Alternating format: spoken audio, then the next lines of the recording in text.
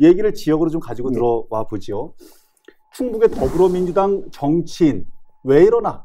입니다. 이 부분입니다. 이분 또 얘기를 하지 않을 수가 없잖아요. 더불어민주당 소속의 상당 출마 소속의 정정수 의원이요. 지금 검찰 수사를 받고 있는 거죠. 그렇죠. 어디까지 압수수색까지 받았고 예. 이제 소환조사 이 방송이 나갈 때쯤은 소환조사 하겠죠 이제. 아 그쯤 시기가 되는 겁니까? 그렇죠. 예. 지금 나와 있는 상황들은 어떤 부분들? 일단 회계 책임자가 본인의 회계 부정이 있다고 자진 신고를 한 거죠. 진짜 유사일에 이런 일이 있을까 싶을 정도로 그렇게 이제 사건이 시발된 건데 여러 이제 의원들도 지방 의원들도 좀 관련돼 있다. 뭐 이런 소문도 많고 그 방송에서 말을 못하지만 여러 가지 조금 소문들이 시중에는 지금 파다하게 퍼져 지금 있습니다. 이제 수사 중인 사건이고 말씀처럼 소문인 거고 하니까 저희가 이제 수위를 조금 조절을 좀 하긴 해야 되는데 방송에서 말씀 좀 해주세요.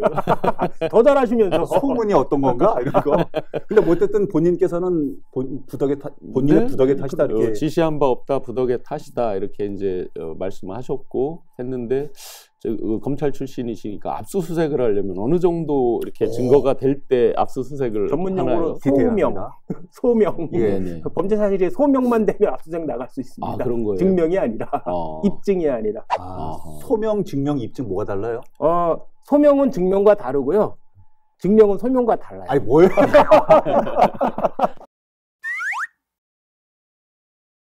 그래서 정정순 의원께서 본인 스스로 이제 지시한 적 없다 이렇게 소명을 했지만, 그렇죠. 예, 지역사회에서 정말 언론의 힘이 상당 부분이 지방의원분들도 관련 있다는 설, 그다음에 뭐 영수증을 맞춘다는 설, 이런 것들이 이제 보도가 되면서 정말 민심이 흉흉한 상태고, 아까 유사일에 진짜 이런 일이 몇 번이나 있는지 모르는데 회계 책임자가 이렇게 하면서 아마 300만 원 이상 처벌을 받으면 회계 책임자가 그렇죠. 의원님의 어떤 잘잘못을 떠나서 의원직 상실이잖아요. 그렇죠. 근데 만약에 지금 떠돌고 있는 것들이 사실이라면 300만 원 이상이 유력하다는 보도도 있고 또 어디는 무죄가 나올 거라는 또 얘기도 있어서 보도도 있고. 근데 어쨌든 이 부분은 정정순 의원님 개인의 어떤 잘잘못을 이미 벗어나 있는 떠나 있는 아주 지금 첨예한 회계 책임자 본인은 본인을 처벌해달라 지금 그런 거죠? 그렇죠. 그런 식으로 논계도 아니고 또 논계도 아니고 일단 사실의 진위 여부나 향후 수사나 재판의 결과 여부 어떻게 나올 건지 여부에 따라 뭐 달라지겠지만 그것을 떠나서라도 선거 캠프 내에 자신의 선거 캠프 내에 농공행상으로 수사까지 받게 되었다는 것은 정정순 의원의 정치 경력이 아주 치명적인 영향을 미치겠죠. 앞으로도. 그러네요. 이게 만약에 정말 처벌을 회계 책임자가 받게 돼서 정 의원님, 정정순 의원까지 영향을 받게 된다 그러면 상당판 논계가 나오는 거예요. 상당판 논계. 지방의회 얘기도 좀 한번 해보죠. 저 충북 도의회는 열렬하게 후반기 원 구성을 하는 모양이 아니라 감투 싸움. 그렇죠. 이런 타이틀이 붙어가지고 또 욕을 먹고 있어요. 박문희 도의장, 신임 도의장이 자신과 가까운 의원들을 이제 상임위원장으로 배치하려다가 그 민주당 소속, 특히 민주당 소속의 도의원들로부터 반발을 사서 그 중에 상임위원장 두 분이 부결이 돼버렸죠. 예. 이런 상황이 참 이게. 우리는 도의회에서 같이 일을 해보신 분은 아니어서 디테일하게는 모르지만 이 부분 참 난감한 일입니다. 아니 저는 지역 정치인 중앙 정치에서 거물들 누구누구 개 있잖아요. 옛날 뭐 허주 개다 무슨 DJ 개다 JP 개다 뭐 와이어스 개다 뭐 수도 없이 동교동 개다 뭐 들어봤는데 우리 지역에서 박문희 개, 연철음 개 이렇게 언론에 직접 소개가 되는 건 너무 많이 봤어요. 지난 의장 선거 때부터 너무 많이 그게 언론에 많이 노출이 되고 그러네요. 그런 얘기가 있었었네요. 그래서 개, 연철음 보통은 이제 상임위원장 6자리인데 충북 도의회에 27분, 5분, 32분이잖아요. 그렇죠. 도의원이. 그러면 아마 본인들끼리 뭐 식사하면서 차 한잔 하면서 충분히 조율해서 누구누구로 선출하자. 가능하죠. 예, 그게 이제 소위 말해서 의총 열죠. 예, 의총의 이제 원내대표 격의 분이 그런 부분은 운영위원장이죠. 이 도의회에서는 그분이 이제 다 조율을 하고 마지막 아마 취합을 해서 했을 텐데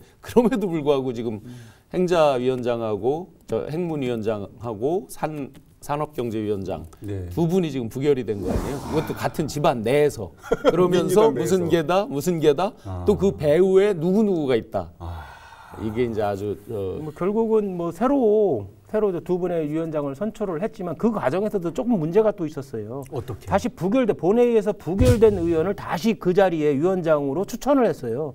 그래서 결국은 의원총회에서 이제 안 됐는데 그 다른 분이 이번에 이제 위원장이 되셨잖아요. 근데 네. 문제는 뭐냐면 본회의에서 부결되는 의원을 어떻게 또 다시 위원장으로 내세울 수 있냐는 거죠. 1차 부결됐는데 이제 거기서 차수를 변경하면 가능하다라는 그런 꼼수를 쓰려고 사실 했던 거죠. 그것도 사실은 내막을 살펴보면 엄청나게 비판받아 마땅한 것 같아요. 이게 여당과 야당이 뭔가 좀 한번 해보기 위해서의 어떤 갈등이나 협치나 협력이나 이런 과정에서 이루어지는 갈등이 아니라 말씀처럼 집안 안에서 이렇게 되면 아직 후반기 이 의사 일정이 이제 2년 해야 되는데 봉합은 됐지만 네. 모양새는 갖췄지만 갈등의 불씨가 여전히 남아 있어서 네. 후반기 의사 일정에 차질이 불가피할 거다 이렇게 예상하는 분들이 많으시더라고요. 외부의 시선이 좀 무서워서 어설프게 이제 봉합은 됐지만 했는데. 앞으로 이제 계속 이 개파 다툼은 계속 될 것 같아요. 그럼 이런 상황이면 그분들의 눈의 방향이 도민들과 시민들을 향해 있어야 하는데. 그게 제대로 되지 않을 거 아니냐 이런 걱정이거든요. 결국 이 부분도 이제 아까 초두에 나왔지만 견제와 균형, 감시 기능 이런 것들이 이제 균형이 안 맞다 보니까 거의 일방 독주잖아요. 이게 이제 예를 들어 숫자가 좀 비슷하게 배치가 돼 있고 하면 그러면 조금, 서로 뭐 이렇게 상대방 눈치, 상대 당의 눈치도 봐야 되고 그렇죠. 하는데 숫자가 너무 형격 차이 나니까 6개 상임위에 이 5분은 다 배치할 수도 없잖아요. 미래통합당 같은 경우는 그렇죠. 그러다 보니까 일방 독주에서 오는 어떤 오만함도 있을 수 있고. 그 내부의 어떤 보통 그렇잖아요. 내부 알력 다툼이 더 세잖아요. 상대방보다 집안 싸움이 원래가 그 어떤 누적된 갈등 또 너무 잘 아니까 의장 투표 때부터 사실은 갈등이 이제 심하게 그랬죠. 쌓여 있다 보니까 거기서 오는 연속되는 후유증으로 보여집니다. 이게 1955년에 일본이 자유당과 민주당이 통합이 되면서 자민당이 생겼잖아요. 그러면서 야당이 어떤 사회당이나 공산당은 요만해지고 내부 야당이 더 큰 거야. 서로 개파 간의 야당 역할을 하는 건데 우리 도의회도 그런 거 아닌가요? 연초름계가 혹시 야당 역할을 하시려고 그러는 게 아닌가?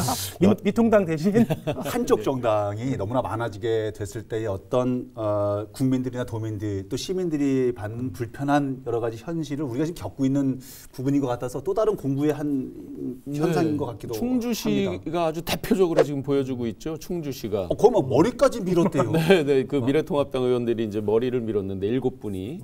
그 충주 같은 경우는 19분일 거예요, 아마 의원님이. 그런데 그 의장, 부의장, 상임위원장 3자리를 전부 민주당이 가져갔어요. 보통은 이제 상징적인 자리이긴 하지만 부의장을 양보를 하잖아요. 그렇죠. 의장을 가져가면 이제 부의장을 양보하는 걸로 청주시도 부의장 박정희 부의장을 맞아요. 그렇죠. 했듯이. 근데 의장, 부의장, 상임위원장을 아주 싹쓸이로 그냥. 제 고향 충주가 원래 그런 고을이 아니었는데 어떻게 거기 그렇게 참 뭐 하는 모양이. 이거 나중에 뭐 똑같은 일 당해도 똑같은 일 자기들이 당해도 할 말이 없는 거죠.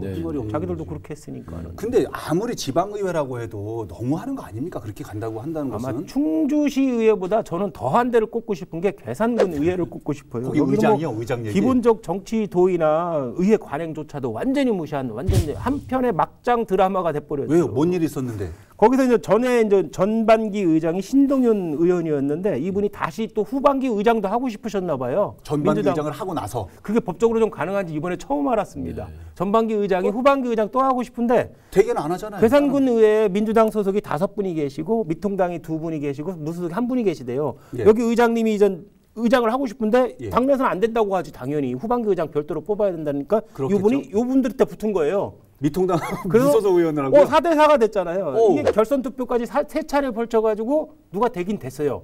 전반기 의장이 됐는데 된 이유가 뭔지 알아요? 연장자라서. 나이가 많아가지고 전반기 의장님이 후반기 의장을 또 하게 됐어요. 저는 법학을 공부해봤지만 이것이 가능했던 거구나 처음 알았어요. 아니 가능하더라도 대개는 그렇게 안 하죠. 장선배 도의장도 한 번 더 하시지. 맞지?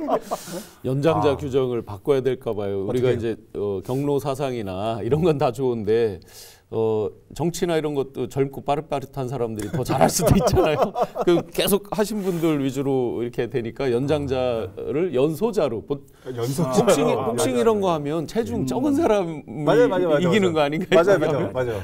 아니면 못생긴 사람이 이렇게 하거나. 아니 충북 도의회가 파행을 겪다가 봉합을 했던 이런 모습도 도민들은 곱지 않게 봤는데 충주시 의회의 독식, 괴산군 의회의 이런 좀 상상외에 초월하는 저희가 이제 정말 왜 이걸 중요하게 봐야 되냐면 통제받지 않는 권력, 중앙에서도 많이 얘기해요. 기초의회 같은 경우에 통제받지 않는 권력, 네. 감시받지 않는 권력이라고 굉장히 많이 중앙에서도 비판을 하고 있는데 결국 시민단체들이 이제 감시를 하는 성격이잖아요. 네, 근데 그렇죠. 한계가 있잖아요. 그렇죠. 예를 들어 회사로 치면 시민단체가 와서 장부를 다 들어볼 수 없잖아요. 없죠. 예. 이분들한테 가장 강력한 권한이 뭡니까?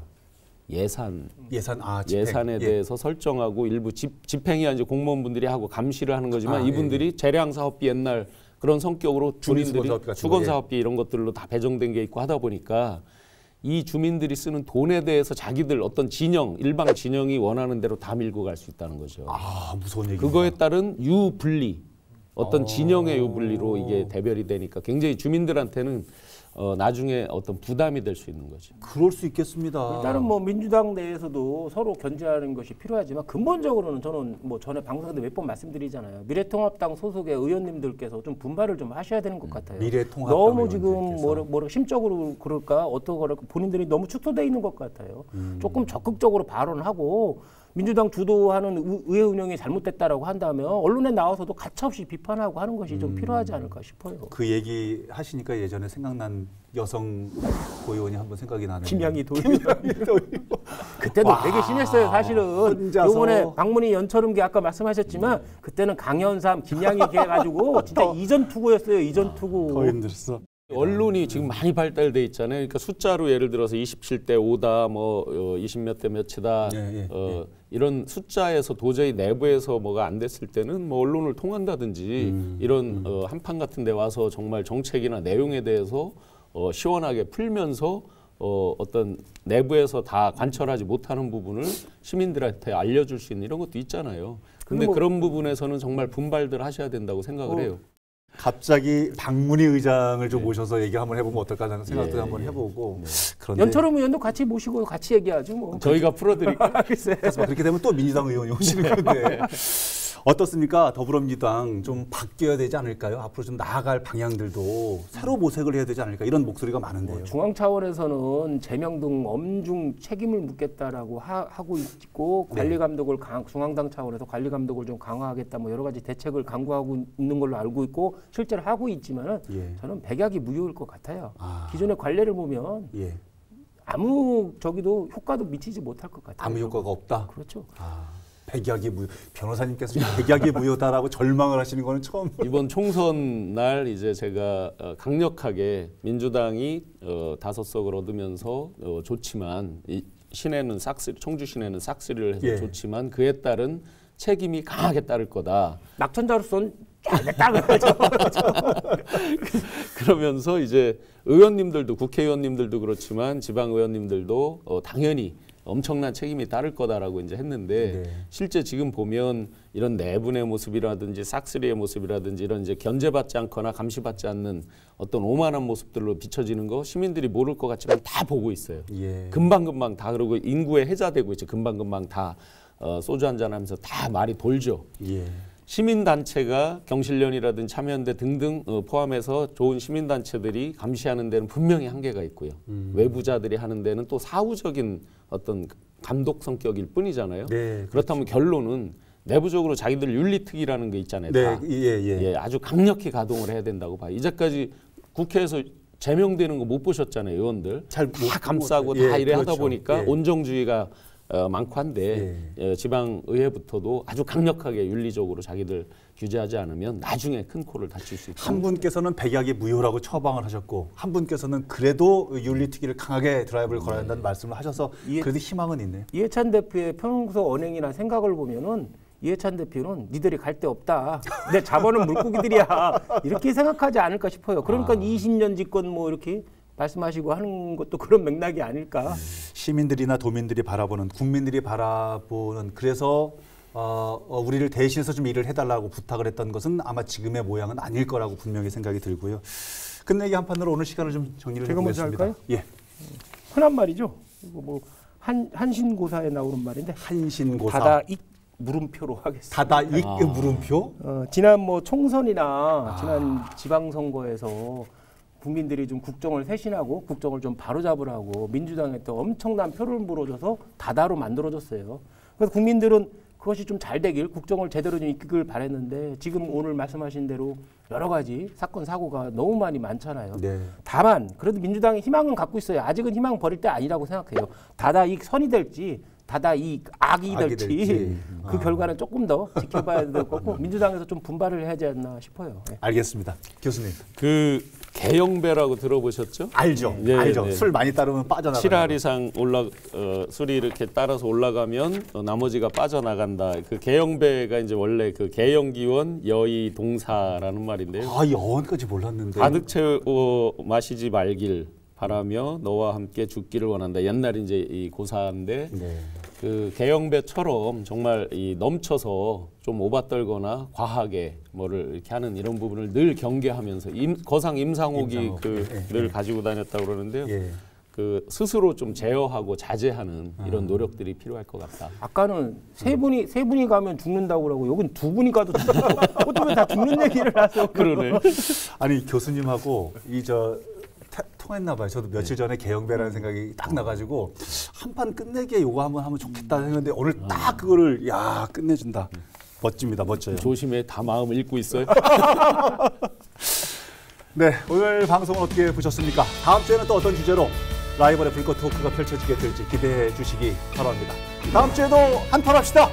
리얼 토크 한판!